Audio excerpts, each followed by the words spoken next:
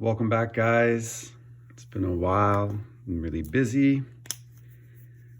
Don't forget to grab your highlighter. Remember, every time you read this, it's also good to switch up the highlighter color. And then it sort of puts in a place of making you thinking about the information again, making it new again. And sometimes when it hits you, it leaves a deeper mark. So that's the whole point of doing this big book study. All right, let's jump into it. Chapter 3, more about alcoholism. Most of us have been unwilling to admit we're real alcoholics. How many people can relate to that? I most certainly can. No one likes to think that he is bodily and mentally different from his fellows.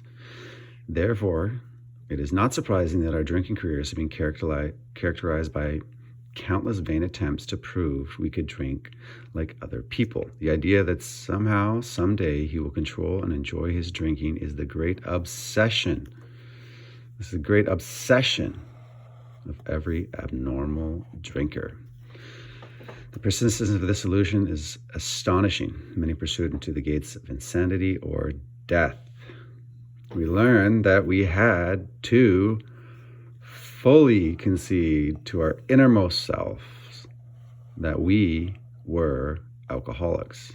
And guys, keep in mind when you're admitting to your innermost self that you're an alcoholic, you also have to keep in mind that that means you also have to admit to your innermost self that you have to be part of a solution. And for me, over the years, what that's looked like is continued inventories, continued being of service wherever I can to other people. Very important. Keeps me grounded. As it says, this is the first step in recovery. The delusion that we are like other people, or presently maybe, has to be smashed. We alcoholics are men and women who have lost the ability to control our drinking. We know that no real alcoholic ever recovers control. That's important. Our mind likes to think we don't, even after 5 years of being sober. It's actually kind of mind-blowing, to tell you the truth, of how many times that thought has crossed my mind as I approach my 10th year of sobriety. It's the devil on my shoulder, I tell you. All of us felt at times that we were regaining control at such intervals, usually brief, were inevitably followed still less control, which led, in time, to pitiful and incomprehensible demoralization. We are convinced to a man that alcoholics of our type are in a grip of a progressive illness. Over any considerable period of time, we get worse, never better. We are like men who have lost their legs. They never grow new ones. Neither does appear to be any kind of treatment which will make alcoholics of our kind like other men. We have tried every imaginable remedy. I know for me, I went to psychiatrists, I went to counselors, doctors, switching who I hung out with, what I drank, where I drank. In some instances, there have been brief recovery. I mean, you often read in the big book about people who were able to take many years away from the drink, but invariably they always went back to the drink. Alcoholism started again, and the dragon is alive inside of us. In some instances, there have been brief recovery, followed always by still a worse relapse. Physicians who are familiar with alcoholism agree there's no such thing as making a normal drinker out of an alcoholic. Science may one day accomplish this. Excuse my language, guys. I'm having difficulty articulating today. But it hasn't done so yet. Despite all we can say, many who are real alcoholics are not going to believe that they're in that class. Very true. Many of us, including myself, are not going to believe. By every form of self-deception, experimentation, they will try to prove themselves exception to the rule, therefore non-alcoholic. That includes myself. If anyone is showing an inability to control his drinking can do a right about face and drink like a gentleman, our hats are off to them. Heaven knows we have tried hard and long enough to drink like other people. Here are some of the methods we have tried. Drinking beer only, limiting the number of drinks, never drinking alone, never drinking in the morning, drinking alone at home, never having it in the house, Never drinking during business hours, drinking only at parties, switching from scotch to brandy, drinking only natural wines, agreeing to resign if ever drunk on the job, taking a trip, not taking a trip, swearing off forever with and without a solemn oath, taking more physical exercise, reading inspirational books, going to health farms and sanitariums, accepting voluntary commitment to asylums. We could increase the list ad infinitum. We do not like to pronounce any individual as alcoholic, but you can quickly diagnose yourself. Step over to the nearest barroom and try some controlled drinking. Try to drink and stop abruptly. Remember, for me, I love drinking because I love the way it made me feel. I love that feeling of escaping from all of life. All right, back to it. It will not take long for you to decide if you're honest with yourself about it. It may be worth a bad case of jitters. If you get a full knowledge of your condition. Though there is no way of proving it, we believe that in our early drinking careers, most of us could have stopped drinking. But the difficulty is that few alcoholics have enough desire while there still is yet time. We have heard of few instances where people who showed definite signs of alcoholism were able to stop for a long period because of an overpowering desire to do so. Here's one. A man of 30 was doing a great deal of free drinking. He was very nervous in the morning after these bouts and quieted himself with more liquor. He was ambitious to succeed in business, but saw that he would get nowhere if he drank at all. Once he started, he had no control whatever. Made up his mind that until he had been successful in business and had retired, he would not touch another drop. An exceptional man, he remained bone dry for 25 years and retired at the age of 55 after a successful and happy business career. Then he fell victim to a belief.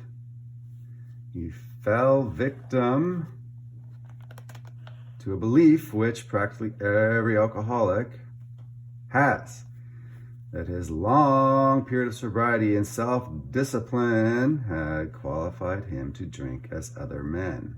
Basically telling himself he's not an alcoholic, right? It's been so many years, I should be able to drink again. Wrong. Out came his carpet slippers and a bottle. In 2 months, he was in a hospital, puzzled and humiliated. He tried to regulate his drinking for a while, making several trips to the hospital meantime. Then, gathering all his forces, he attempted to stop altogether and found he could not. Every means of solving his problem, which money could buy, was at his disposal. Every attempt failed. Though a robust man at retirement, he went to pieces as quickly and was dead within 4 years. This case contains a powerful lesson. Most of us have believed that if we remained sober for a long stretch, we could thereafter drink normally, right? Keep in mind, it says most. Chances are you're part of that most. I know for me, I could stop for long periods of time, but eventually I always went back. Here's a man who at 55 years found he was just where he had left off at 30. We have seen the truth demonstrated again and again. Once an alcoholic, always an alcoholic. Commencing to drink after a period of sobriety, we are in short time as bad as ever. Once an alcoholic, always alcoholic. Unfortunately, it's like a switch has been flicked within us, guys. It's not a big deal though, right? There's a solution. It's just alcohol. We've got other ways of dealing with life and our problems and pain. If we're planning to stop drinking, this is good, guys. If we're planning to stop drinking, there must be no reservation of any kind, nor any lurking notion that someday we will be immune to alcoholism. Why do we need alcohol so bad is probably the question. Why is it's a bad thing if we're not going to be at a place of being able to drink? Why does those thoughts keep on coming back if you've had all this struggle and pain as a result of alcohol and drugs? Solution, not the problem. Focus on the solution. Young people may be encouraged by this man's experience to think that they can stop, as he did, on their own willpower. We doubt if many of them can do it, because none will really want to stop. and hardly one of them, because of peculiar mental twists already acquired, will find he can win out. Several of our crowd, men of 30 or less, had been drinking only a few years, but they found themselves as helpless. Where did it happen there? I just missed my spot. Found themselves helpless as those who had been drinking 20 years. To be gravely affected, one does not necessarily have to drink a long time, nor take the quantities some of us have. This is particularly true of women. Potential female alcoholics often turn into the real thing and are gone beyond recall in a few years. Certain drinkers, who would be greatly insulted if called alcoholics, are astonished at their ability to stop. We, who are familiar with the symptoms, see large numbers of potential alcoholics among young people everywhere. But we try and get them to see it. As we look back, we feel as we had gone on drinking many years beyond the point where we could quit on our own willpower. If any questions on whether he has entered this dangerous area, let him try leaving liquor alone for 1 year. If he is real alcoholic and very far advanced, there is scant chance of success. In the early days of our drinking, we occasionally remain sober for a year or more, becoming serious drinkers again later. Though, right, so it's saying like, it's possible, but then, you stop, you try to force to control it, you go back to the bottle, it's just as nasty. Though you may be able to stop for a considerable period, you may yet be a potential alcoholic. We think few to whom this book will appeal can stay dry anything like a year. Some will be drunk the day after making their resolutions, most of them within a few weeks. For those who are unable to drink moderately, the question is how to stop altogether. Stop altogether. Remember, this isn't just something that you got to commit to our innermost selves of doing part-time, guys. This is a full commitment to healing, right? 100%, I would say, one for one, people who are in the rooms of recovery, whether that be Narcotics Anonymous or Alcoholics Anonymous, have issues with trauma. So it's a commitment to a lifestyle of healing, really, and peace. We are assuming, of course, that the reader desires to stop. Whether such a person can quit upon non-spiritual basis depends upon the extent to which he has already lost the power to choose whether he will drink or not. Many of us felt that we had plenty of character. There was a tremendous urge to cease forever, yet we found it impossible. This is the baffling feature of alcoholism, as we know it. This utter inability to leave it alone, no matter how great the necessity or wish. How then shall we help our readers determine to their own satisfaction whether they are one of us? The experiment of quitting for a period of time will be helpful, but we think we can render an even greater service to alcoholic sufferers and perhaps to the medical fraternity. So, we shall describe some of the mental states that precede a relapse. It's probably important for you guys to read this. Also, you'll notice in the big book later on, it says if people are at a place of relapse, that they need to double their spiritual effort if they are to stand a chance. So it's about action, right? It's not an easy way to live by any means, but it does work. What sort of thinking dominates an alcoholic who repeats time after time the desperate experiment of the first drink? Friends who have reasoned with him after a spree, which has brought him to the point of divorce or bankruptcy, are mystified when he walks directly into a saloon. Why does he? Of what is he thinking? Our first example is a friend we should call Jim. This man has a charming wife and family. He inherited a lucrative automobile agency. He had a commendable World War record. He's a good salesman. Everybody likes him. He's an intelligent man, normal so far as we can see, except for a nervous disposition. This was definitely my experience. I had a nervous disposition. He did no drinking until he was 35. In a few years, he became so violent when intoxicated that he had to be committed. On leaving the asylum, he came into contact with us. We told him what we knew of alcoholism and the answer we had found. He made a beginning. His family was reassembled. He began to work as a salesman for the business he had lost through drinking. All went well for a time, but he failed. What happened? He failed to enlarge his spiritual life, guys. Big no-no. No standing still in AA. To his consternation, he found himself drunk half a dozen times in rapid succession. On each of these occasions, we worked with him, reviewing carefully what had happened. He agreed he was a real alcoholic in a serious condition. He knew he faced another trip to the asylum if he kept on. Moreover, he would lose his family for whom he had deep affection. Yet, he got drunk again. We asked him to tell us exactly how it happened. This is the story. Came to work on Tuesday morning. I remember I felt irritated that I had to be a salesman for a concern I once owned. Had a few words with the boss, but nothing serious. Then I decided to drive to the country and see one of my prospects for a car. On the way, I felt so hungry, I stopped at a roadside place where they have a bar. I had no intention of drinking. I just thought I would get a sandwich. I also had the notion that I might find a customer for a car at this place, which was familiar, for I had been going to it for years. I had eaten there many times during the months I was sober. I sat down at the table and ordered a sandwich and a glass of milk. Still no thought of drinking. Ordered another sandwich and decided to have another glass of milk. Suddenly, the thought crossed my mind that if I were to put an ounce of whiskey in my milk, it couldn't hurt me on a full stomach. I ordered a whiskey, poured it into the milk.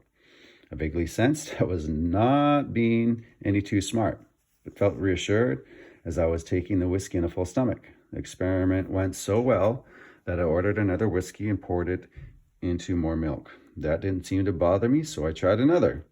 Thus started one more journey to the asylum for Jim. Here was a threat of commitment, the loss of family and position, to say nothing of the intense mental and physical suffering which drinking always caused him. He had, this is what we all think we have too, he had much knowledge about himself as an alcoholic, right? You know there's a problem.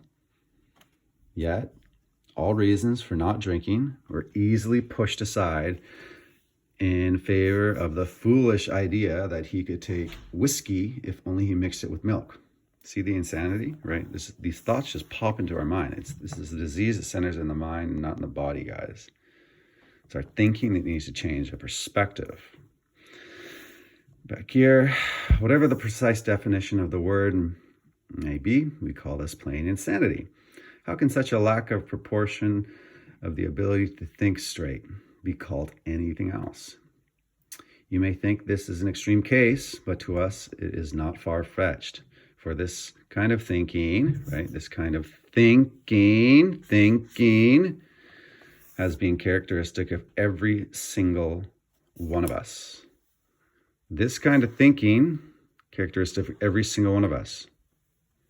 Insanity, right? We don't surrender. We don't like being told what to do. We don't like rules. We don't want to consider that we're different than other people. We have sometimes reflected more than Jim upon the consequences. Yeah, we don't really give a fuck about the consequences too often. I sure didn't. But there was always a curious mental phenomenon that parallel with our sound reasoning, there inevitably ran some insanely trivial excuse for taking the first drink. Our sound reasoning failed us. You may be a really intelligent person. That's got nothing to do. You get doctors, lawyers, rich people, poor people. You get clergymen, pastors. You know it, you name it. Alcohol does not discriminate. Our sound reason failed. Hold us in check. The insane idea went out. Why? Why did that pressure boil up and make us make a bad decision? In your inventories, that will make more sense. You'll start to see patterns. Next day, we would ask ourselves in all earnestness and sincerity, how could it have happened? In some circumstances, we have gone out deliberately to get drunk, feeling ourselves justified. I can get drunk because I'm nervous, or I'm angry, or I'm worried, or I'm feeling like shit and the world's after me, blah, blah, blah, whatever, paranoia, you name it, jealousy, or the like. But even in this type of beginning, we are obliged to admit that our justification for a spree was insanely insufficient in the light of what had always happened. We now see that when we began to drink deliberately instead of casually, there was little serious or effective thought during the period of premeditation of what the terrible consequences might be. Our behavior is as absurd and incomprehensible with respect to the first drink as of that of an individual with a passion, say, for jaywalking. He gets a thrill out of skipping in front of the fast-moving vehicles. He enjoys himself for a few years in spite of friendly warnings. Up to this point, we would label him as a foolish chap having queer ideas of fun. Luck then deserts him, and he is slightly injured several times in succession. You would expect him, if you were normal, to cut it out. Presently, he is hit again, and this time has a fractured skull. Within a week after leaving the hospital, a fast-moving trolley car breaks his arm. He tells you he has decided to stop jaywalking for good. That'd be a good idea. But in a few weeks, he breaks both legs. All through the years, this conduct continues, accompanied by his continual promises to be careful or to keep off the streets altogether. Finally, he can no longer work. His wife gets a divorce, and he is held up to ridicule. He tries every known means to get the jaywalking idea out of his head. He shuts himself up in an asylum, hoping to mend his ways. But the day he comes out, he races in front of a fire engine, which he breaks his back. Such a man would be crazy, wouldn't he? I'd sure say so. But what if you switch your own drug use, your own food addiction, your own sex addiction, porn addiction, whatever it is you're escaping with, and you look through your actions, the consequences that were there time and time again, but you kept on doing it? Is that not also insane? Is that not also an issue that needs to be addressed? You may think that our illustration is too ridiculous, but is it? We, who have been through the ringer, have to admit, if we substituted alcoholism for jaywalking, this illustration would fit us exactly. However intelligent we may have been in other respects, however, like I said earlier, guys, does not discriminate. However intelligent we may have been in other respects where alcohol has been involved, we have been strangely insane. It's strong language, but isn't it true? Some of you are thinking, yes, what you tell us is true, but it doesn't fully apply. We admit we have some of these symptoms, but we have not gone to the extremes you fellows did, nor are we likely to, for we understand ourselves so well after what you have told us that such things cannot happen, right? That's back to the idea of self-knowledge.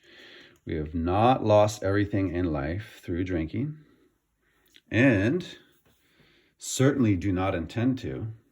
Thanks for the information. That may be true of certain non-alcoholic people who, though drinking foolishly and heavily at the present time, are able to stop and moderate because their brains and bodies have not been damaged as ours were.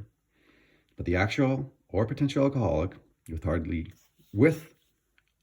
hardly an exception, will be absolutely unable to stop drinking on the basis of self-knowledge, guys. Remember, it says, when it says stop drinking, it means stop drinking entirely. It's not saying that you can't stop for a few days, few weeks, few months, even sometimes a few years. This is a point we wish to emphasize and reemphasize, to smash home upon our alcoholic readers as is being revealed to us out of bitter experience. Let us take another illustration. Fred is a partner in a well-known accounting firm. His income is good. He has a fine home, happily married. His father's and the father of promising children of college age. Excuse my ability to enunciate and articulate today. Anyhow, he has so attractive a personality that he makes friends with everyone. If there ever was a successful businessman, it is Fred. To all appearances, he is a stable, well-balanced individual, yet he is alcoholic. We saw Fred about a year ago in a hospital where he had gone to recover from a bad case of jitters. It was his first experience of this kind, and he was much ashamed of it. Anybody else recognize that feeling of being shamed every time you wake up the next morning after doing something stupid or being arrested or fighting or saying something hurtful or harmful? Shame's terrible.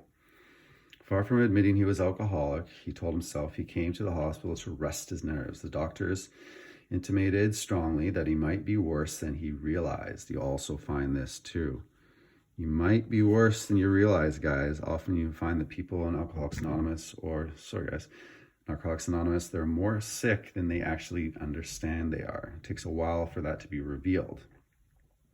Please state the course. For a few days, he was depressed about his condition. He made up his mind to quit drinking altogether. It never occurred to him that perhaps he could not do so. Did that ever occur to you, that maybe you can't do that? It never occurred to him that perhaps he could not do so, in spite of his character and standing. You might be the son of the President of the United States of America. You might have, as it said to the other example, have anything available to you when it comes to money. You may be an amazing businessman. You may be a clergyman. You may have the most connections in town. You may be a doctor yourself, a specialist in drugs and alcohol, and yet you find yourself powerless. Fred would not believe himself an alcoholic, much less accept a spiritual remedy. Believe himself an alcoholic, guys, and then you gotta accept a spiritual remedy. That's what I had to do. It worked for me. It's worked for, I guess, millions of other people around the world too, regardless of culture, race, language. We told him what we knew about alcoholism. He was interested and conceded that he had some of the symptoms, but was long away from admitting that he could do nothing about it himself. He was positive about that this stimulating experience, plus the knowledge he had acquired, would keep him sober for the rest of his life. Wrong, Fred. You were wrong. Self-knowledge would fix it. Wrong. It's okay though, guys. You're not dumb at all. We heard no more from Fred for a while. One day we were told that he was back in the hospital. This time he was quite shaky. He soon indicated he was anxious to see us. The story he had told is most instructive, for here was a chap absolutely convinced he had to stop drinking, who had no excuses for drinking, who exhibited splendid judgment and determination in all his other concerns, yet was flat on his back nevertheless. Let him tell you about it. I was impressed with what you fellows said about alcoholism, and I frankly did not believe it would be possible for me to drink again. I rather appreciated your ideas about the subtle insanity which precedes the first drink. How about that, guys? Want to highlight that? Subtle insanity which precedes the first drink. But I was confident it could not happen to me after what I had learned, right? The idea of being smart enough. It's a spiritual sickness, emotional sickness, thought sickness. I reasoned I was not so far advanced as most of you fellows, that I had been usually successful in licking my other problems. Other personal problems, guys. You ever had other issues that you've been really successful at? Maybe money or relational. You've been able to lick them? Sounds like this guy did too. And I would therefore be successful where you men failed. I felt I had every right to be self-confident, that it would be only a matter of exercising my willpower and keeping on guard. In this frame of mind, I went about my business for a little while. For a time, all was well. I had no trouble refusing drinks and began to wonder if I had not only been making too hard of work of a simple matter. One day I went to Washington to present some accounting evidence. I had been out of town before during this particular dry spell, so there was nothing new about that. Physically, I felt fine. Neither did I have any pressuring problems or worries. My business came off well, was pleased, and knew my partners would be too. It was the end of a perfect day, not a cloud on the horizon. I went to my hotel and leisurely dressed for dinner. As I crossed the threshold of the dining room, this is the insanity that precedes the first drink. The thought, that's our issue, right? Came to mind. I need to be able to dissect, have people keep me in a place of integrity, have sponsorship, people to guide, correct my thinking, that it would be nice to have a couple of cocktails with dinner. That was all.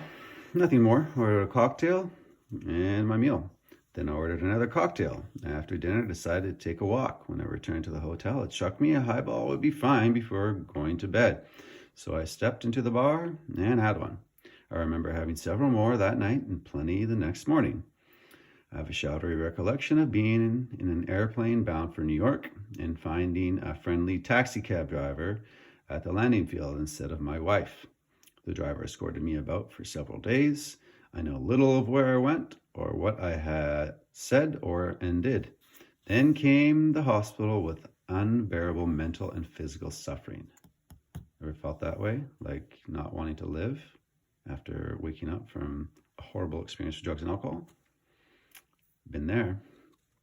As soon as I regained my ability to think, I went carefully over that evening in Washington. Not only had I been off guard, I had made no fight whatever against the first drink. This time I had not thought of the consequences at all. I commenced the drink as carelessly as though the cocktails were ginger ale. I now remember what my alcoholic friends had told me, how they prophesied that if I had an alcoholic mind, the time and place, right? This is you guys, this is me. If I have an alcoholic mind, the time and place would come. You would do what? You would drink again. You would drink again. That's what I did, guys. How about you? They had said that though I did raise a defense, it would one day give way before some trivial reason for having a drink. Well, just that did happen, and more. For what I had learned of alcoholism did not occur to me at all. I knew from the moment that I had an alcoholic mind. I saw that the power and self-knowledge would not help in these strange mental blank spots, guys. Willpower, self-knowledge would not help in your mental blank spots, guys. You need a spiritual connection. You need an emotional connection. You need a thought change that's going to get you in a place where you don't have to be so in a place of protecting yourself from the world. You'll be able to walk around a free woman or man when you get through the process of this 12 steps recovery. I've never been able to understand people who said that a problem had them hopelessly defeated. Ever felt that way? Hopelessly defeated? I sure did. I knew then it was a crushing blow. Two of the members of Alcoholics Anonymous came to see me. They grinned, which I didn't like so much, and then asked me if I thought myself an alcoholic and if I were really licked this time. I had to concede both propositions. They piled on heaps of evidence to the effect that an alcoholic mentality such as I had exhibited in Washington was a hopeless condition. They cited cases of their own experience by the dozen. This process snuffed out the last flicker of conviction that I could do the job myself, right? You need help. Then they outlined the spiritual answer and program of action. You need to outline this too, my friends. Program of action revolving your spirit. I want your spirits to be lifted, guys, which 100 of them had followed successfully. Though I had been only a nominal churchman, the proposals were not intellectually hard to swallow. But the program of action though entirely sensible, was pretty drastic. It meant I would have to throw several lifelong conceptions out of the window. Do you understand? You got to concede to your innermost self. These perceptions and beliefs that you've carried for a long time that haven't served you well when it comes to drugs and alcohol, they got to go. That's what I'm saying. It's not easy. Not easy, guys. This is for tough guys. This is not an easy program. But the moment I made up my mind to go through with the process, I had the curious feeling that my alcohol condition was relieved. And as in fact, it proved to be a willingness. This guy had a willingness. This girl, guy, doesn't matter. If you got a willingness, you'll find that you're going to start making some beautiful changes and momentum will start picking up. Quite as important was the discovery that spiritual principles, guys, spiritual principles would solve all my problems. How about that? All your problems will change, right? Spiritual principles, being of service to others, prayer, meditation, taking responsibility for your actions, loving at a place of be without conditions, just being a really good human being. These are all spiritual principles, really. Doing the steps, doing inventories, very important. I've since been brought into a way of living infinitely more satisfying and, I hope, more useful than the life I'd lived before. My old manner of life was by no means a bad one, right? You don't have to be at a place where you were a gang member, killing people, having spent 20 years in jail and doing drugs, selling drugs. I don't know. You can be a high bottom drunk. It doesn't matter. You can stop digging. You don't have to be at a place where you feel like your life was terrible. I don't think mine was. I think I did a lot of really good things before I came into AA. It wasn't all bad. That's what this guy was saying too. My old manner of life was by no means a bad one, but I would not exchange its best moments for the worst I have now. I would not go back to it even if I could. Fred's story speaks for itself. We hope it strikes home to thousands like him. He had felt only the first nip of the ringer. Most alcoholics have to be pretty badly mangled before they really commence to solve the problems. How about you guys? You mangled enough? You ready to put your trust into something different? You ready to let go of years of life that have not really solved you? You ready to lift up and fill your spirit? Many doctors and psychiatrists agree with our conclusion. One of these men, staff member of a world-renowned hospital, recently made this statement to some of us. What you say about the general hopelessness of the average alcoholic's plight is, in my opinion, correct. As two of you men whose stories I have heard, there is no doubt in my mind that you were 100% hopeless. Apart from what? 100% hopeless. Apart from divine help. You want to call that God? Sure. You want to call that Buddha, Allah, Jesus, universal source power, the creator? Go for it. We're talking about the connection of that power, right? Have you offered yourself as patients at this hospital? I would not have taken you. If I'd been able to avoid it. People like you are heartbreaking. Though not a religious person, I have profound respect for the spiritual approach in such cases as yours. For most cases, there's virtually no other solution, guys. No other solution. Profound respect for the spiritual approach in such cases as yours. For most cases, there's virtually no other solution, guys. Self-knowledge is not in here. Spiritual approach is what wins. Once more, the alcoholic at certain times has no effective mental defense against the first drink. Except in a few rare cases, neither he or any other human being can provide such a defense. His defense, what guys? His defense what? His defense must, always look for the must in this book, guys, must come from a higher power. You'll say that this program is a program of suggestions. I would say, fuck that. Read the program and look for this word, must. It must not be from your old ways of thinking and dealing with things. You got to create a connection with something that's going to elevate all that, lift up your spirits. And I wish you the best. You are loved. you're worthy. And as a very defiant character myself, abstinence, defiance, alcoholic characteristics, after years of being in the program, I've seen it in different countries. It works, guys. The application works. Talking about it doesn't work. The application of what is written in here is what's really going to make you, come alive again. Love you. Looking forward to go over the next chapter with you guys. Talk soon. Like and subscribe. Don't forget that.